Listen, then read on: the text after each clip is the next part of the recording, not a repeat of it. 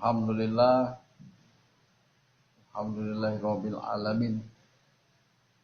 Wassalatu wassalamu ala nabiyyina Muhammadin wa ala alihi washabihi wajma'in. Amma ba'd. Qala ta'ala fil kitabil karim. A'udzu billahi minasyaitonir rajim. Bismillahirrahmanirrahim. Innallaha wa malaikatahu yusholluna 'alan nabi ya ayyuhalladzina amanu shallu 'alaihi wa sallimu taslima.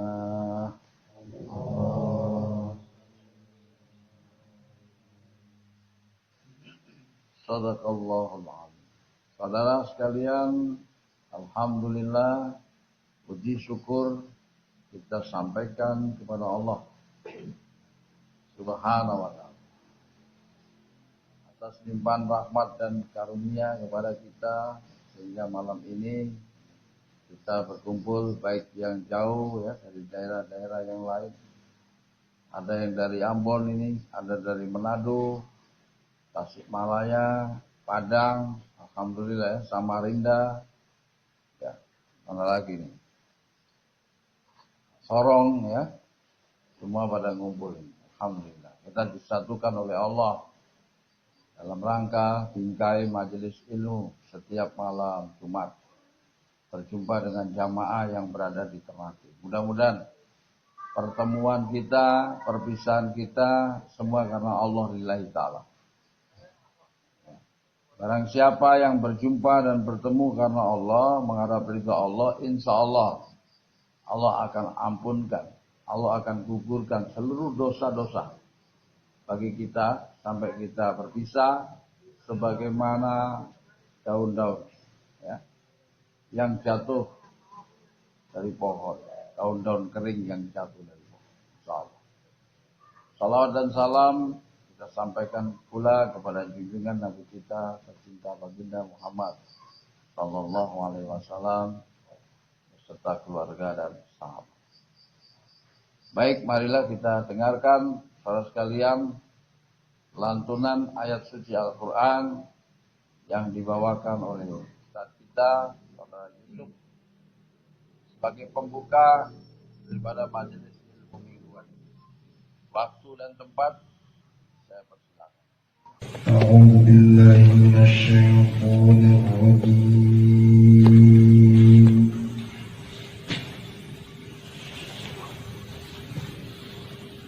ومن الليل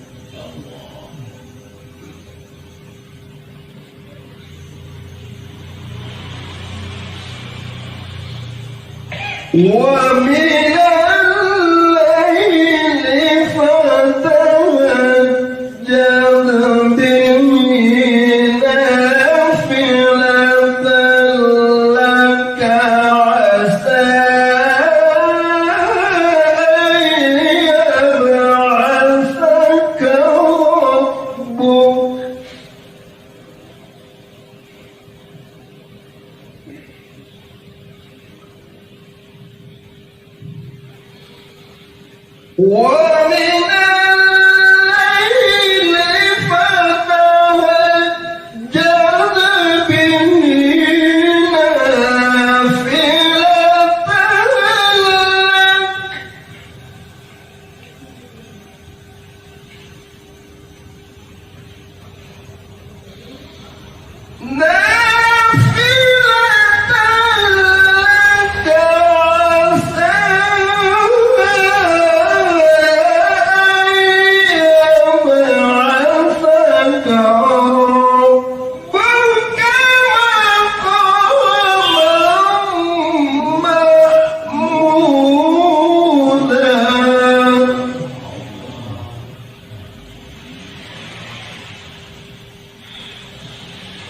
ومن الليل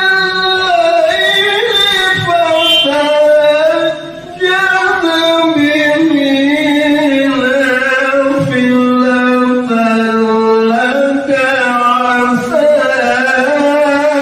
أن يبعثك ربك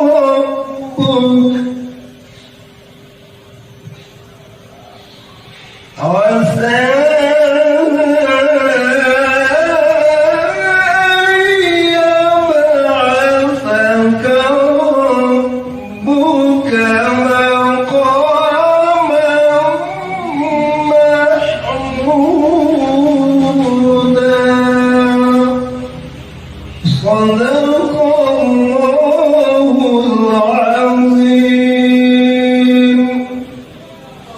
Artinya, dan pada sebagian malam hari bersembahyang tahajudlah kamu sebagai suatu ibadah tambahan bagimu. Mudah-mudahan Tuhanmu mengangkat kamu ke tempat yang terpuji, maqam mahmudan. Maha berat Allah dengan segala firman-Nya. Assalamualaikum warahmatullahi wabarakatuh. Warahmatullahi wabarakatuh. Amin ya rabbal alamin. Mudah-mudahan kita diangkat oleh Allah mencapai maksud yang tertinggi, insyaallah. Amin ya rabbal alamin. Jemaah sekalian yang dirahmati Allah, awal daripada kajian ini yang pertama, saya mengajak kepada saya juga berjamaah dengan firman Allah, la in syakartum la azidannakum wa la in kafartum inna adabi lasyadid. Barang siapa yang bersyukur atas nikmatku, maka Allah akan menambah nikmat. Kalau kita bersyukur atas nikmat Allah, maka Allah akan menambah. Tapi bila kita kufur akan nikmatnya, sesungguhnya azabku amat pedih. Jadi peringatan dari Allah. Kalau kita kufur nikmat, maka azab menunggu. Tapi kalau kita bersyukur nikmat, Allah akan nambah. Nikmat apa itu? Banyak kenikmatan, rezeki, kesehatan, kepangkatan, keturunan, semua itu nikmat. Dan nikmat itu, ya, sekecil apapun kita syukuri. Dengan cara bagaimana? Ucapan dengan lafaz alhamdulillah, terus bersaksi kena kalimat itu alhamdulillah, maha puji, maha puji, segala puji, alhamdulillah, alhamdulillah, alhamdulillah. Nah, rata-rata kita ini ya, sudah paham. Untuk urusan rezeki kita bersyukur kepada Allah.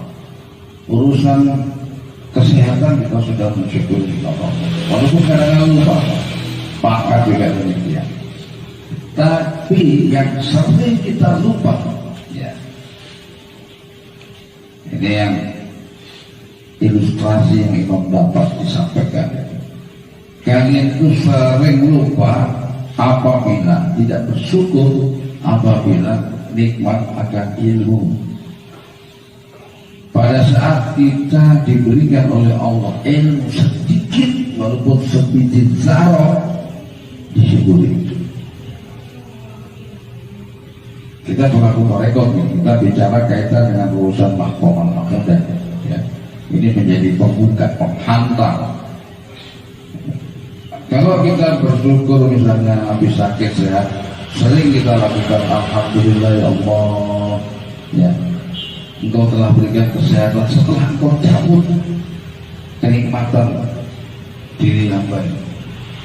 Ya, makin tinggi ya Allah, kenikmatan makan dicabut, tidak punya indera rasa dicabut. Tapi suatu ketika dikembalikan lagi kenikmatan itu, kita bersyukur ya Allah, terima kasih Kau kembalikan lagi kenikmatan ini. Ya, nikmat rezeki, setiap misalnya gajian kita mendapatkan sedekah dari seseorang, tiba-tiba dikasih, ya, itu kita bersyukur alhamdulillah, kita sudah banyak bersyukur. Tapi urusan ilmu yang kita sebenarnya kita cari nih, kadang-kadang kita lupa, tidak mensyukuri nikmat itu. Kalau dulu ya diberikan contoh, Imam Awal memberikan contoh kepada jamaah. Kalau kalian itu menerima petunjuk bagus, maka syukuri itu dengan cara gimana? Bersedekah, kasih makan di tengah-tengah jamaah. Gitu. Majelis ilmu apa misalnya? Kita dapat mimpi bagus, ketemu dengan para wali, ketemu dengan Rasulullah, ya, ketemu makrifatullah. Dihargai itu, dihargai. Karena itu sekarang jadi petunjuk hampir jarang, tambah sana tambah. Beda dengan zamannya Imam Awal waktu ada. Bukannya karena beliau ada waktu itu. Kita sekarang pun sebenarnya juga memperoleh yang mubasyiroh yang bagus. Hanya saja nilai syukur kita menurun. Kalau sekarang kita terima petunjuk, kita biasa aja, ya. Apalagi misalnya saudara Pak Guru nih mimpi Imam Malik. Tadi malam saya mimpi misalnya Imam Malik ini ketemu dengan Sunan Kalijaga. Ya. Imam Malik, saya tadi malam mimpi Imam Malik itu naik ke langit bersama Sunan Kalijaga. Oh gitu ya? Iya. Sudah misalnya stop sampai di situ. Nah kalau dulu enggak, yang menghantar surat, ibarat ini Pak Guru ini penghantar suratnya ke Imam Malik, ya, tukang posnya, suratnya milik Imam Malik misalnya. Setelah diterima, yang terima surat itu ada ucapan terima kasih. Terima kasih ya, ini ada 1 ekor ayam, sedekahkan Pak Guru. Saya dulu itu, jadi walaupun 1 ekor ayam, ucapan terima kasih itu ada. Itu luar biasa penghargaan sebuah rupiah. Ya. Dan itu pokoknya dibiasakan misalnya Imam Hasan dia terima mimpi dari Imam Malik juga begitu. Semua. Nah ini tanda bahwa kita satu mensyukuri nikmat. Yang kedua, kurang mensyukuri nikmat dikala ilmu yang telah kita minta dan kita ambil dan diberikan Allah kita tidak pakai, kita tidak gunakan. Imam sudah jelaskan waktu di Wedatul, ya, sekecil apapun. Nah sekarang kita ini berkorektor, kita berzikir, Anda berzikir setiap saat, ayatul kursi berzikir, jadi ayatul kursinya 5 kalimat besar berzikirkan jadi, habis itu nggak dipakai, cuma jadi saja dipanggil tapi kemudian tidak diaplikasikan dalam kehidupan. Maka ilmu itu akan marah kepada kita. Tadi saya diskusi dengan beberapa imam yang di Manado, ya, ya ibarat tamu lah, ya. Misalnya saudara Yusuf ini memanggil Tolik atau siapa, Imam Anis atau siapa, sebentar malam datang ya. Atau kayak acara kemarin tuh di Pak Guru tuh, ya. Saya minta jamaah hari Minggu datang ya. Acara apa ya? Ada wisudanya anak saya Syarif.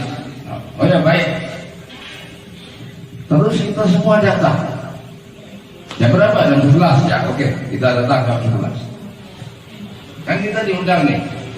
Nah, pada saat kemudian kita datang ke sana, kita sebagai tamu. Kemudian sampai di sana makanan misalnya tidak ada. Dipersilakan tidak. Tapi kita sudah ada di situ karena undangan itu. Duduk di situ. Pak guru terus Azhari dengan istrinya sibuk di dapur, sibuk sendiri. Kemudian ada makanan makan sendiri, ya. Terus tamunya dibiarkan gitu aja. Kalau marah, orang mana? Orang jadi loh. Pak guru undang itu orang dikasih biar bicaranya caranya. Begitu. Ya, ini analogi yang Imam sampaikan. Juga demikian terjadi itu baru urusan ilmu yang ada dalam diri kita. Ngoni berada di jamaah ini, kita berupaya untuk menggapai ilmu Quran. Menurut Quran kita minta, ya Allah Rabbil zidni ilma, turunkan Al-Quran dari Lauhul Mahfuz dalam dada kami ya Allah. Kemudian zikir setiap saat, Allahu Akbar, Subhanallah, walhamdulillah, wala terus berzikir. Kemudian petunjuk diturunkan, ayatul kursi turun. Kemudian berkelahi dengan setan terus jadi. Nah, setelah jadi masuk di dalam dada, terus kita nggak bikin apa-apa. Bukankah ilmu itu adalah Al-Quran, itu adalah ruh, Al-Quran itu hidup. Kalau demikian apa? Diajak ngomong, diajak bicara, diajak diskusi, ya. Membedakan mana yang hak dan yang batil semua dilakukan dengan kekuatan Quran. Maka Al-Quran menjadi dan panglima di dalam diri kita. Jadi kan seperti itu. Ya. Itu kunci ya. Jadi mulai sekarang upayakan dilatih diri kita ini dengan apa yang ada di dalam Al-Quran itu jadikan konten. Jangan sudah belajar ilmu masih akal nafsu yang dijadikan pemikiran. Jadikan konsep dalam kehidupan, maka bisa salah kita. Kita tergolong kufur nikmat akan ilmu. Ada terjebak dengan kufur nikmat itu. Ayo kita belajar dulu. Nah, mari kita kembali kepada makomah muda yang disampaikan dalam surat Al-Isra tadi. Surat Al-Isra tadi kamu membaca. Quran surat Al-Isra ayat 39 artinya, dan pada sebagian malam hari bersembahyang tahajudlah kamu sebagai suatu ibadah tambahan bagimu. Mudah-mudahan Tuhanmu mengangkat kamu ke tempat yang terpuji. Maqamah mahmud. Jadi dibikin itu. Kita sudah tahu pelajaran tadi dari sebut Abdullah, Khalifatullah, ya sudah naik sampai wali Allah. Tapi orang sudah tahu pelajaran dan tahu bahwa sholat malam itu menaikkan makom kita. Orang nggak bikin. Lalu bagaimana? Lalu ini belajar apa? Ya, makom naik itu bukan cuma hanya kita dijadikan disebut toh, tapi Allah akan naikkan rezeki kita, dicukupkan kebutuhan kita. Itu sudah pasti. Pangkat naik, derajat naik. Sama dengan tentara, polisi, pegawai itu. Kalau golongannya naik, gajinya akan naik, pangkatnya naik. Kamu memberi memposisikan di jabatan tertentu, kasih kabar misalnya kan, otomatis ada fasilitas yang lebih di situ dibandingkan karyawan biasa. Otomatis. Jadi kalau pangkat naik, otomatis fasilitas akan juga naik. Jadi kalau makom kita dari Abdullah naik ke Rasulullah, otomatis darajatnya akan dinaikkan, dicukupkan kebutuhan oleh Allah. Itu pasti. Jadi Allah itu pasti. Loh nggak terjadi pada kita Imam. Nah itu terlepas sendiri. Sudah Abdullah, saya sudah 20 tahun. Ya mungkin baru Abdullah di awal. Nggak ada jaminan itu, nggak ada jaminan. Kalau nggak subuh. Biasanya yang lagi sudah susah itu subuhnya nggak bangun, nggak usah teori sudah susah. Kalau ngukurnya cuma di situ. Ya. Al-Waqiahnya nggak pernah dibaca. Begitu. Jadi itu coba dibaca, sholat bacanya juga. Coba lakukan itu semua, insya Allah akan terjadi perubahan. Lanjut kita ke diskusi. Abdullah sudah dibahas. Data pada Al-Quran tentang Hizbullah. Quran surat Al-Maidah ayat 56 artinya, dan barang siapa mengambil Allah, Rasulnya, dan orang-orang yang beriman menjadi penolongnya, maka sesungguhnya Hizbullah, penolong agama Allah, itulah yang pasti menang. Coba bilang. Quran surat Al-Maidah ayat 56 artinya, dan barang siapa mengambil Allah, Rasulnya, dan orang-orang yang beriman menjadi penolongnya, maka sesungguhnya Hizbullah atau penolong agama Allah, itulah yang pasti menang. Jadi kita sudah ikrar ya, kita dengan ijab itu ikrar. Anda menjadi Hizbullah wajib. Apa Hizbullah? Menolong agama Allah. Jika agama Allah dilecehkan, kita tolong. Maka kita yang notabene adalah berupaya untuk menjadi penolong agama Allah, Hizbullah ini, tentara Allah ini. Maka kita juga harus menolong agama. Barang siapa yang menolong agamaku, kata Allah, maka akan aku kokohkan langkah-langkahnya. Dan penolong agama Allah pasti menang. Pasti menang. Tapi buktinya memang di Palestina, di Afghanistan, banyak yang mati, ditembaki dari orang-orang Yahudi, mati semua. Apakah itu kalah? Tidak. Itu menang. Ya. Menang itu bisa diartikan dua. Jadi bagi orang yang beriman menolong agama Allah, tidak pernah kalah. Begitu, tidak pernah kalah. Tadi waktu saya baca ada satu pemahaman, ternyata tidak pernah kalah. Ya, walaupun mati pun ya. Karena orang yang menolong agama Allah bila mati langsung surga. Kalahnya di mana? Memang secara jasad mereka ditembak, kesannya mati menurut mereka. Kesannya mereka kalah. Mereka yang menguasai, mereka hidup, dia mati. Pandangan manusia.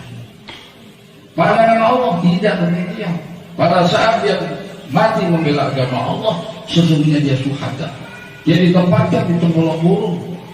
Dia memakan makanan surga pada pagi dan sore hari. Mereka hidup. Sesungguhnya orang yang gugur di jalan Allah itu hidup, tidak mati. Maka ini menjadi bypass ya, bagi orang-orang yang kurang ibadahnya ya. Mau yang malas sholat, mau malas zikir, ambil jalan ini tuh. Paling gampang ini.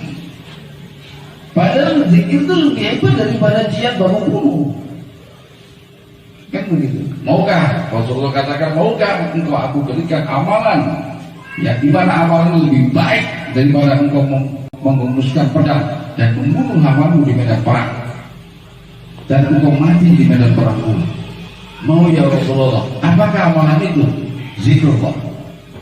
Zikrullah, mengingat Allah, itu adalah lebih baik daripada engkau membunuh hamamu di medan tempur. Nah, sekarang kita sudah diberikan amanah berzikir sebanyak-banyaknya, zikir pada pagi, petang hari, pada malam hari. Kok tak mau? Lebih pengen baru potong kan? Membypass diri itu. Makanya yang preman-preman yang mabuk juga Islam lebih mabuk. Kalau lagi perang, wih, tapi ini kesempatan nih.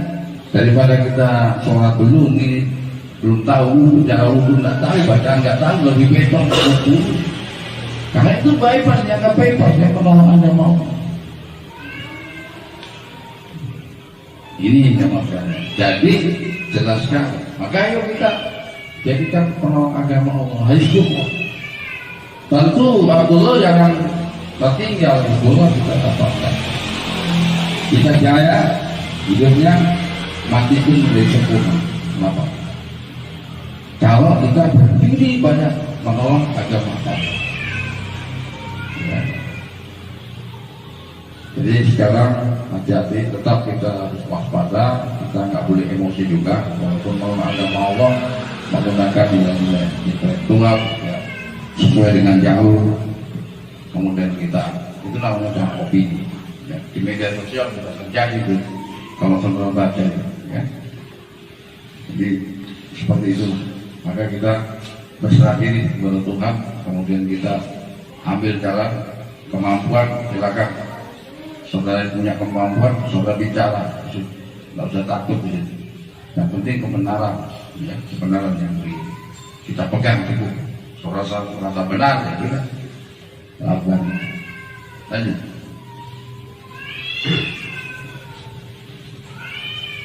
Quran Surah Al-Mujadilah ayat 22.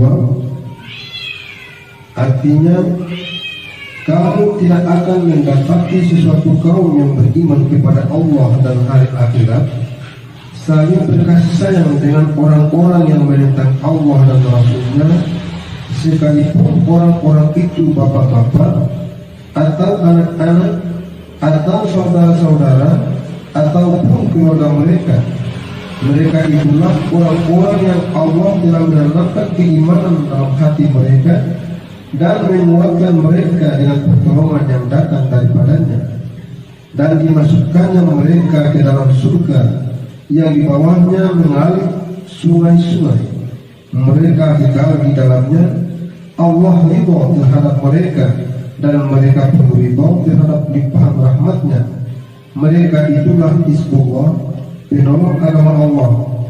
Ketahuilah bahwa sesungguhnya Hizbullah, penolong agama Allah, itulah golongan yang beruntung. Ya, diulang yang pertama. Quran Surah Al-Mujadilah ayat 22. Artinya, kamu tidak akan mendapati sesuatu kaum yang beriman kepada Allah dan hari akhirat Ya. Terus saling berkasih sayang dengan orang-orang yang menentang Allah dan ya, Rasulnya. ini camkan lagi kita. Ya. Jadi ini bentuk komunitasnya sudah tertera di dalam Al-Quran. Tidak mungkin orang nyampur itu.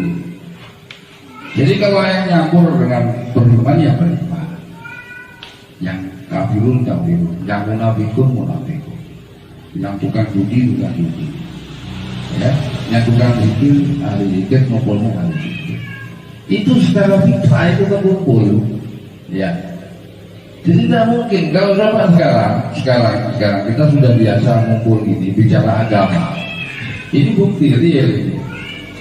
Bicara agama, terus bicara urusan soleh, urusan keilmuan, urusan marifat.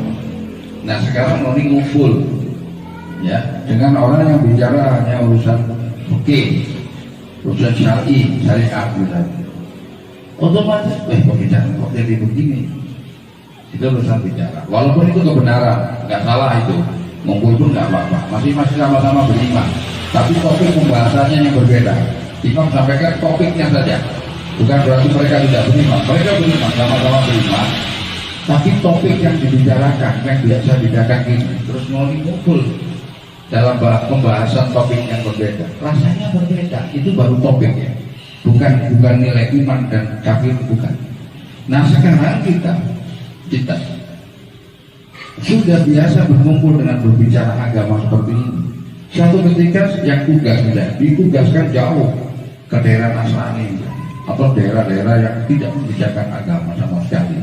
Mau ngumpul di situ, orang bicaranya urusan kerja, urusan proyek, urusan alat berat, tidak pernah membahas tentang urusan agama sama sekali. Itu perasaan kita sudah tidak nyaman di situ. Kok yang dibicarakan cuma ini aja sih. Biasa kita dengan urusan-urusan nilai-nilai spiritual terus urusan ini. Dari nilai rohani jauharnya terkumpul itu nggak sama, dimensinya sudah berbeda. Mau ini udah malas ya. Ada kejenuhan di situ, ada rasa nggak nyaman di situ. Ya. Maka kalau di tengah-tengah kita sekarang ini ada orang yang tidak sama, nggak ngecul frekuensinya, maka mereka akan malas. Dengar majelisnya sama, tapi malas kajian. Kenapa? Karena gak ada cunnya, gak ngerti, bukan kebutuhan. Itu, ya, tidak akan sama. Ya kita dengar aja, tapi nggak sama. Sama dengan kita keluar dari sini terus berenang. Jadi itu udah fitrah, udah berkelompok. Maka kita nggak akan bisa ketemu.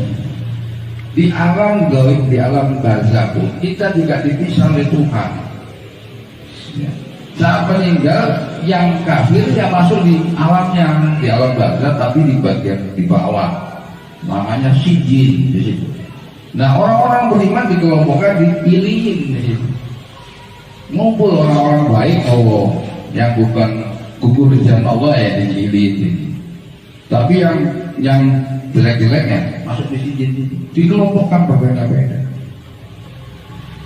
Itu jelas ya. Jadi kita yang beriman nanti baca lagi, diulang.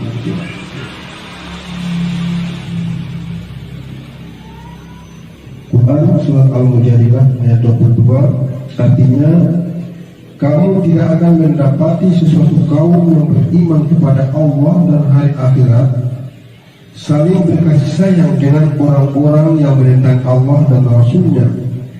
Dan berkasih sayang. Nah, harapannya kalau kita ini berkelompok begini, sama-sama menuju Allah, mau ini harus berkasih sayang gitu loh. Ya, bukan kemudian disenang kasih sayangnya antara satu dengan yang lain. Saat habis majelis berkasih sayanglah. Jangan kemudian tercerai-berai. Jangan kemudian saling dengki, saling iri berbicara. Baru bicara misalnya habis majelis ini ada materi yang Imam sampaikan, sampai istirahat di luar sudah tidak sama baku tangkar urusan ajaran. Kalau hal seperti itu tanyakan kepada guru lagi. Jangan berdebat di luar. Oh, tadi Imam maksudnya begini. Nah, ini begini. Ya. Cukup di perdebatan ajaran itu fitrah, nggak apa-apa. Perbedaan itu biasa. Tapi jangan perbedaan itu membuat kemudian hubungan antara jamaah itu menjadi renggang. Jadi ya, jangan sampai itu terjadi. Maka kalian berkasih sayanglah dengan baik. Karena kita satu cun urusan iman. Ya. Dijaga betul kasih sayang itu, rodiyah mardiyah. Karena kita ini insya Allah di dunia ketemu, insya Allah di akhirat ketemu. Ya, hindari urusan ekonomi, ya, perdagangan itu, karena itu juga bisa merusak. Bismillah, menolong agama Allah satu sudah cirinya kita berkelompok, mudah-mudahan kita dikelompokkan oleh Allah jadi orang beriman dan kelompokkan orang yang beriman. Ya, orang-orang soleh, para wali yang telah mendahului kita, dan kita ini juga harus membuktikan diri kita, ya, bahwa sesungguhnya akhir itu lebih baik daripada awal. Kita ini masih awal. Jangan merasa sudah sukses, dijamin Allah. Belum ada jaminan. Walaupun itu petunjuk ada, iya. Kita bisa pegang petunjuk, iya, itu janji. Terus kita nggak boleh sembrono, ya. Makanya kalau baru janji terus jamaah santai, oh kita harus jamin. Maksudnya kalau ada ilmu itu udah jamin terus santai. Sholat enggak, zikir enggak, nongkrong aja itu seperti itu. Gak ada jaminan. Guru Anda juga nggak akan menjamin hal itu. Tidak ada seorang imam itu kemudian memberikan perintah udah santai aja, kalau dalam dunia ilmu pasti dijamin surga. Kalian santai sudah tak usah sholat, tak usah zikir, tak ada. Imam yang seperti itu, imam yang tidak dalam pendidikan Tuhan. Seorang imam harus mengajarkan dia dan mewajibkan sesuai dengan Al-Quran, mengajak untuk melakukan nilai ibadah sebanyak-banyaknya sesuai dengan perintah Allah. Ya, bukan membuat aturan sendiri seorang guru itu, tapi seorang imam itu menyampaikan kabar gembira dan peringatan, sebagaimana Rasulullah SAW, hai Muhammad, sudah semuanya menyampaikan kabar gembira dan peringatan, ini peringatan kepada mereka. Masalah mereka tidak melakukan itu bukan kewajiban kami, tapi aku Allah yang menghukum mereka dan berikan pahala kepada mereka.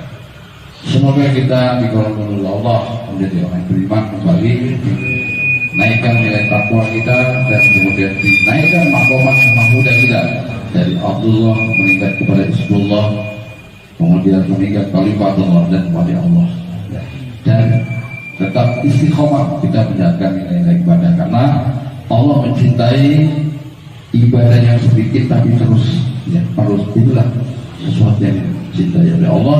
Dan mudah-mudahan tanda dicintai Allah apa? Ditanamkan keyakinan di dalam diri. Ya, keyakinan itu mahal. Kalau sudah ada di dalam dada kita, jaga baik-baik, jangan rusak keyakinan itu. Insya Allah keyakinan itu akan kita bawa sampai kita menghadap kepada Allah dan kita menghadap husnul khatimah. Amin ya rabbal alamin. Wassalamualaikum warahmatullahi wabarakatuh. Waalaikumsalam.